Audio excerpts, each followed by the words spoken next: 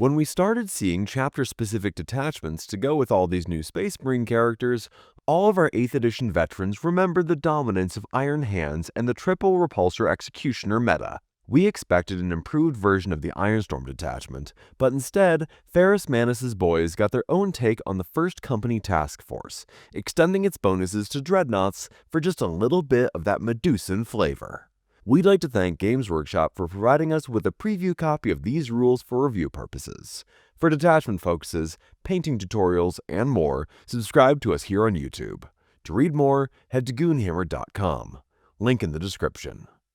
Detachment Rule: Calculated Annihilation. Each time a model from your army attacks your Oath of Moment target, you can reroll a wound roll of 1. Recalculating. Once per battle round, after your Oath target is destroyed, if Canoc Var is in your army and on the battlefield, you can pick a new Oath target. Much like the other new chapter detachments, this one wants you taking their new character, in this case, Canoc Var. That recalculating ability makes Canoc Var a must-take here, since this is the closest you'll get to replacing Guilliman for moving Oaths around, provided you've got him alive and he's on the table. It helps you make the most of the detachment ability, ensuring that you can use it against 2 target units per round. It's pretty straightforward. Pick a target, and your units are supercharged when it comes to fighting it, with full rerolls to hit, rerolling ones to wound, and a bonus +1 to wound from the data slate bonus to Oaths. If you can't kill something with that state of bonuses, well, there's a few others you can add on top of that, with Canoc Var and the cogitated Ferocity stratagem. The enhancements are largely copy-pasted from the 1st Company Task Force, with just one new one. Spiritus Ferrum gives the bearer +1 attack and a once per game ability to give their whole unit +1 attack as well. It's good when you really need those Thunderhammer Terminators to pop off. Iron Laurel is a reprint of Rites of War, giving a Terminator character +1 OC and, once per game, giving +1 OC to the bearer's unit. Stick it on an Ancient for some OC3 Terminators. Medusan Roar is a Fear-Made Manifest reprint, causing a non-vehicle and non-monster unit that fails a battle shock test to lose a model, or D3 models once per game. It's too unreliable to count on, but it could be very funny the one time it works. Steel Font, which I'm guessing isn't Comic Sans, is a Terminator-only enhancement that lets you bring back a dead model in the unit. It'll pay for itself almost immediately, and it's a good pick in a large squad of Terminators. A bunch of the stratagems also come from the 1st Company Task Force, but in addition to Terminators and Veterans, they can also be used on Dreadnoughts, which makes them a smidge more interesting. Armor of Contempt reduces the AP on an enemy attack for 1 activation by 1. It's always welcome, and a great pick on one of this detachment's Terminator or Dreadnought units, especially when dealing with a bunch of AP1 attacks in the open, or stacking with cover to really stonewall your opponent. Ruthless Butchery gives a Dreadnought, Terminator, or Veteran unit +1 to hit, and an extra +1 to wound if they're below starting strength. That's already a solid boost to your shooting or melee output, but by working on Dreadnoughts, you could activate that bonus by just failing a hazardous test from your Redemptor's Plasma Cannon, which is some nice silver lining. Cogitated Ferocity can only be used in your own fight phase, but it gives a Dreadnought, Terminator, or Veteran unit sustained hits 1 or lethal hits until the end of the phase. The timing is restrictive, but it's a solid upgrade on a Terminator unit. Dominator Beacon lets one of your pricey Veteran or Dreadnought units sticky an objective.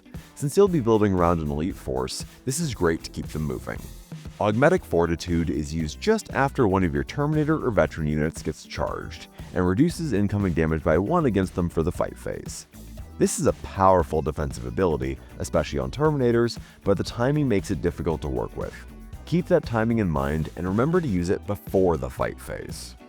Dropship Extraction is an uppy-downy stratagem for one of your unengaged Terminator units, letting you pull a unit off the board and back into reserves. Take advantage of your deep strike abilities and exert pressure at any point in the game. Some aspects of this detachment are already laid out for you. You want Canoc Var in there, and because of that, you'll want a unit of Terminators with him.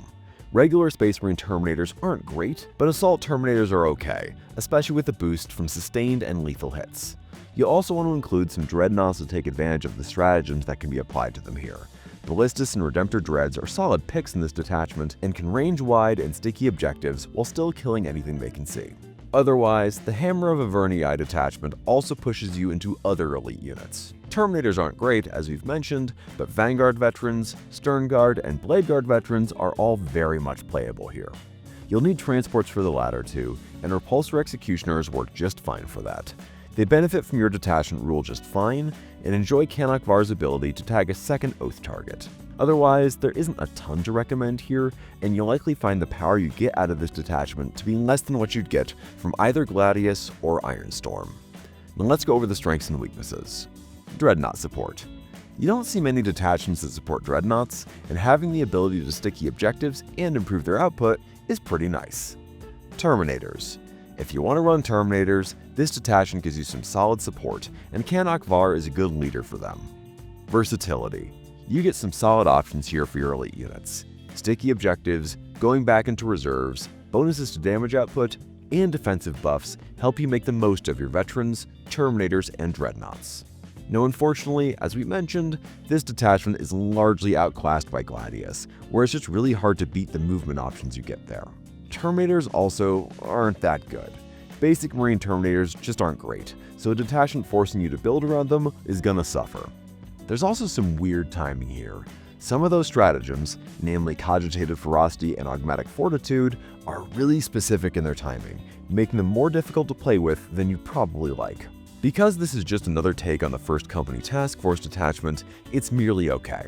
Much like the Emperor's Shield detachment, it's mostly just a fresh coat of paint on some middling rules, although this version might have a little more play than the rest. The boosts to Dreadnoughts aren't just characterful, but they make this detachment distinct from the others, even if Ironstorm is probably where you want to go instead for a Dreadnought-heavy Space Marine army. As a showcase for Canuck Var and the new slate of Terminator models though, it's not a bad way to play them. If you want to read more about this detachment and check out a sample list, head over to goonhammer.com. Logic dictates that you should hit that subscribe button, then support us on Patreon to ensure we keep making videos like this one. You also get Discord access, extra features in tabletop battles, and bonus podcasts. I've been Ferris McOxide, and I'm not being ironic, you really gotta hand it to him for this one. Thanks for watching.